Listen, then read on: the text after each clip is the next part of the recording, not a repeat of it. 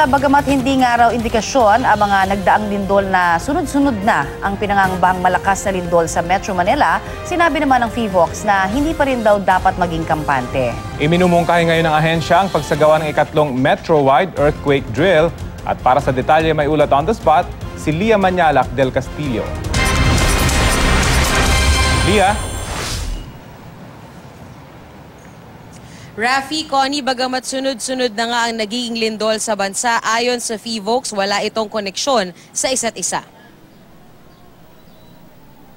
Isang tatanong kung anong nangyayari dito. Walang basehan ang mga pangambang susunod ng gagalaw ang West Valley Fault matapos ang sunod-sunod na lindol sa Batangas at kaninang umaga sa Lanao del Sur, ayon mismo sa PHIVOLCS. Ang magnitude 6 na lindol kaninang 5:21 ng umaga sa Lanao del Sur, bunsod daw ng paggalaw ng isang local fault.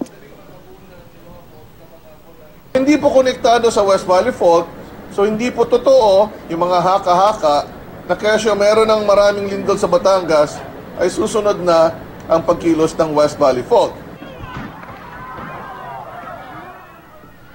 Masyado raw magkalayo ang gumalaw na fault sa Batangas para magkaroon ng epekto sa West Valley Fault.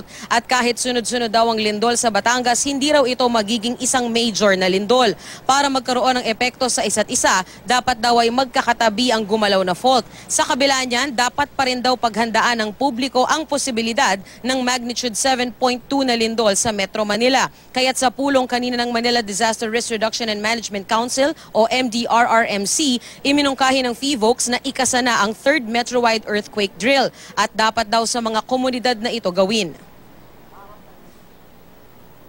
Siguro pumunta na tayo sa bawat barangay.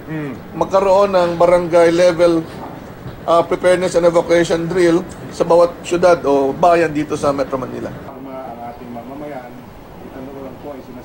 Ayon pa kay MMDA Chairman Tomas Orbos, sa July nila balak gawin ang nasabing earthquake drill. Pinapaalalahanan din ng PHIVOLCS ang publiko na laging maghanda lalo't walang makakapagsabi kung kailan nga lilindol. Dapat daw tiyaking earthquake-proof ang mga bahay at mga gusali. 10 millimeters daw dapat ang kapal ng bakal at 6 inches naman ang hollow blocks.